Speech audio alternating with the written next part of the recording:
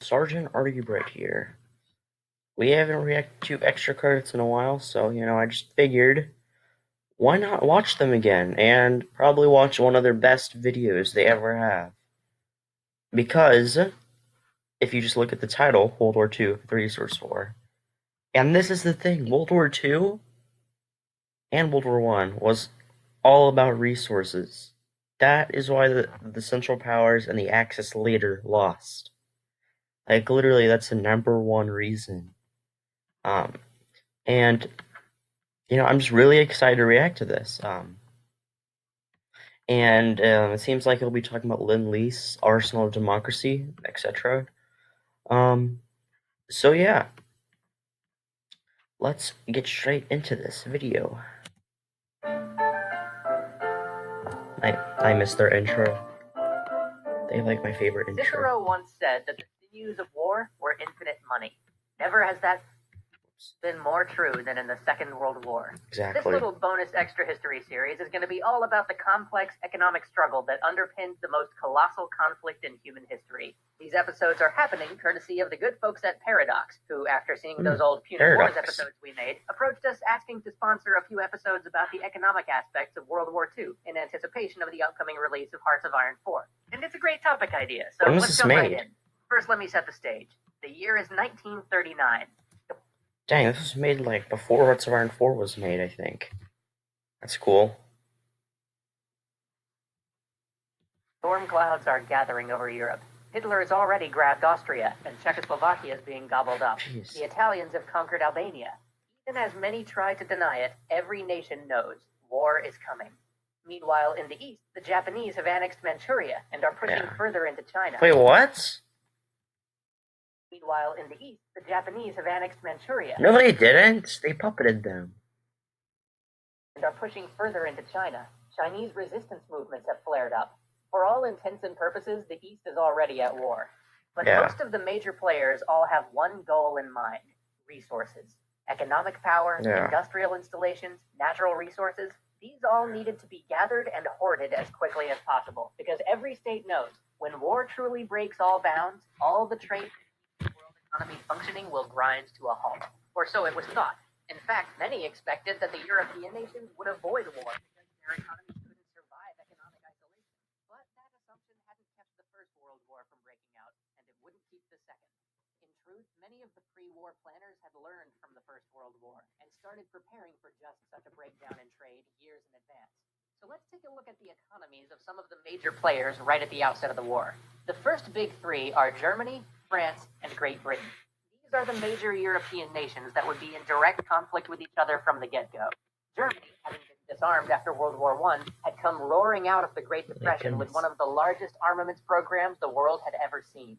France had invested heavily in static defenses, and Great Britain had restarted its fleet construction program after the lull for the Washington Naval Treaty. But to really compare these countries, we're going to have to talk numbers. The way I see it, there are 4 statistics you really have to consider when talking about countries involved in a global war. First, GDP, or gross domestic product. This tells you roughly how big an economy is, how much raw production it's capable of, which of course translates directly into tanks, bombs, guns, the material of war. Second, population. When we're looking at massive global conflicts that are going to determine the very survival of nations, you've got to look at the manpower they can draw upon. The larger the population, the larger the armies that nation can field, with more industrialized countries being able to draw on larger sections of their populace without disrupting the flow of basic goods like grain. If a conflict becomes a long-term struggle, population count becomes increasingly important as attrition starts to mount. Third, territorial extent. This isn't a perfect measure by any stretch, but it serves to give us a surface-level idea of relative natural resource control. In modern economies that require everything from oil to rubber to aluminum to run, territorial extent gives us a very rough idea of how self-sufficient these economies might be if cut off from global trade. It also tells us how much ground a nation can give up without being knocked out of the fight. Though it is worth noting that greater territorial extent also generally makes mobilization more difficult and defense more complex. So it's kind of a trade-off in some ways. That's true. Fourth, per capita income.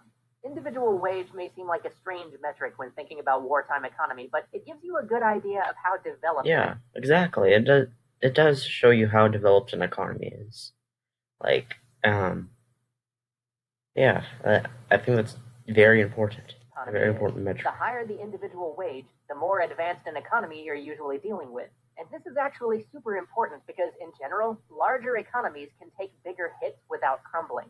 Bombing one factory won't cause production to grind to a halt. They'll have a The greater other ability to factory. synthesize or find alternatives for natural resources they don't have. They have a better internal network for transportation and distribution and such.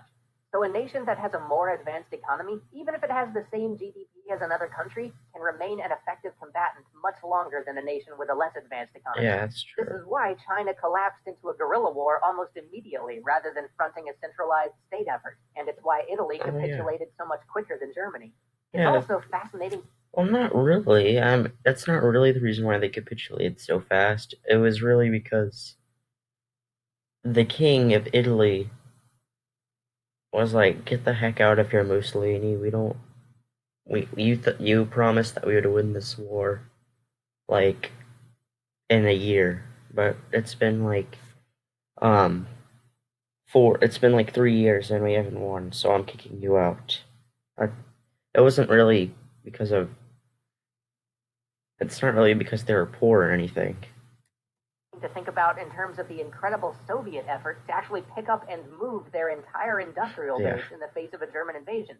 But we'll get to that later. For right now, let's look at some numbers.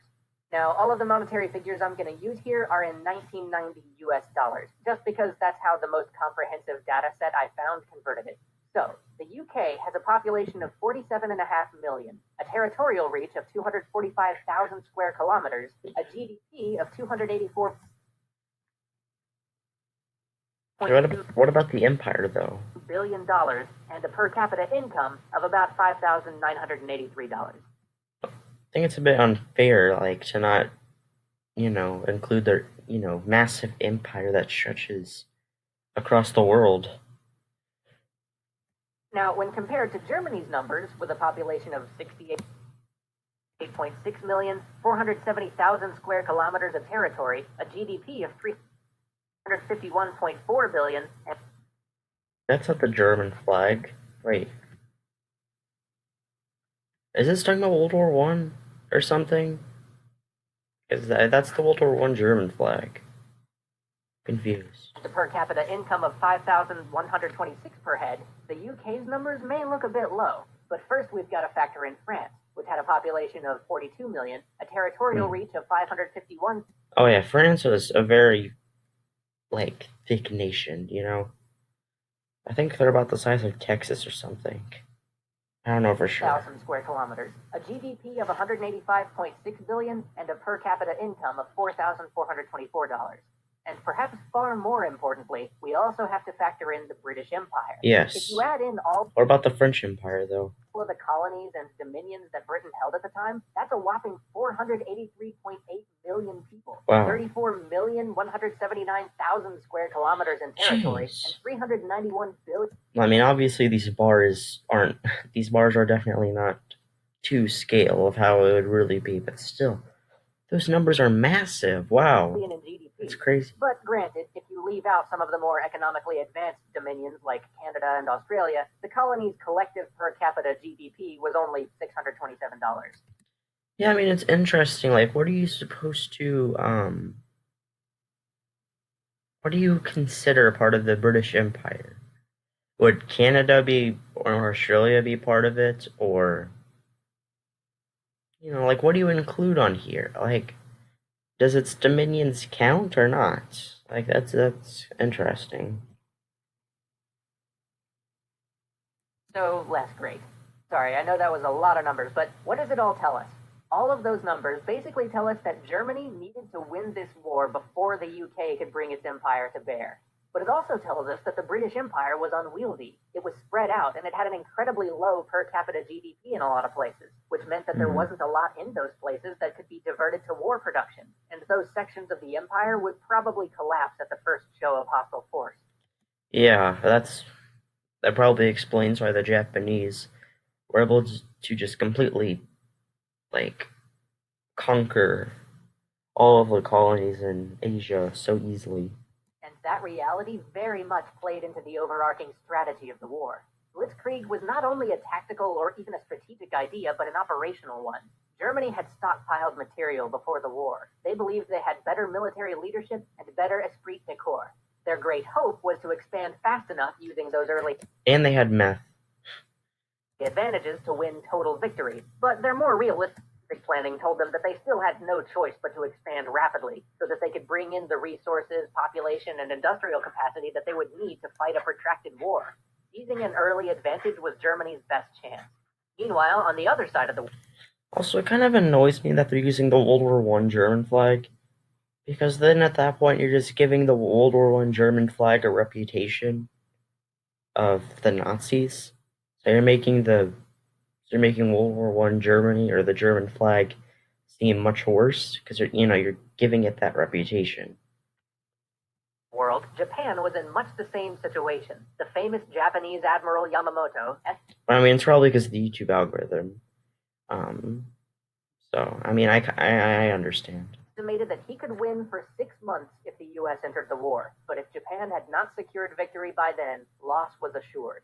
If we look at the statistics for Japan and China, which I'll put down below just so I don't belabor you with more numbers, we can see that China has a substantially higher population. But yeah, if you're watching this, you should include those numbers. Like, the Fallen of World War II or the Shadow Piece videos that I reacted to, they have all these, like, statistics, and they show how that compares to real life.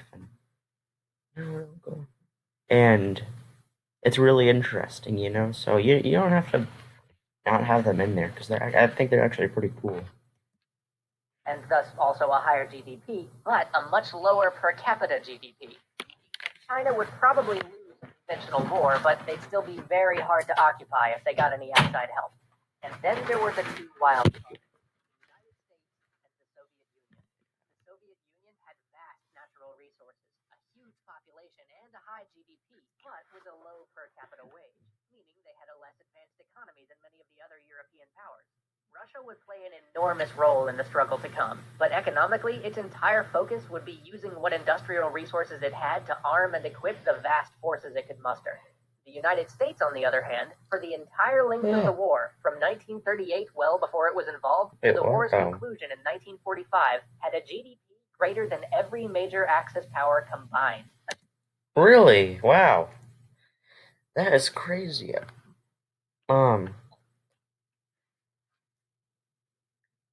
That is a big economy. GDP, which was also greater than all the other major allies put together.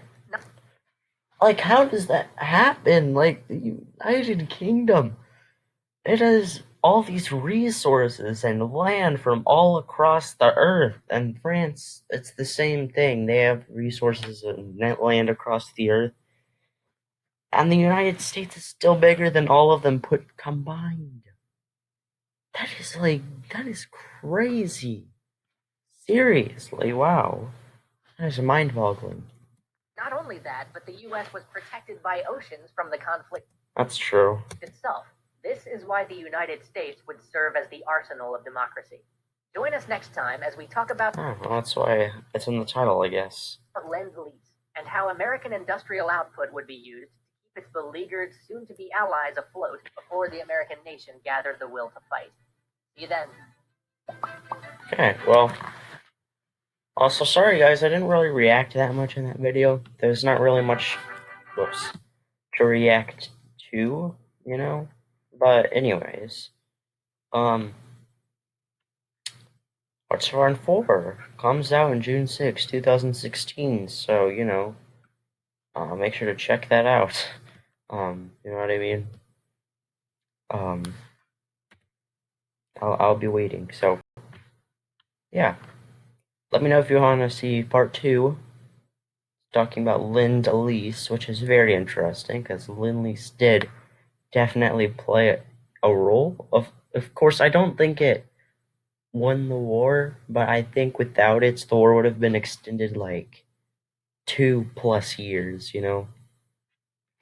But yeah, thank you all for watching. Goodbye, and subscribe. Make sure to subscribe. I think 95% of you aren't even subscribed.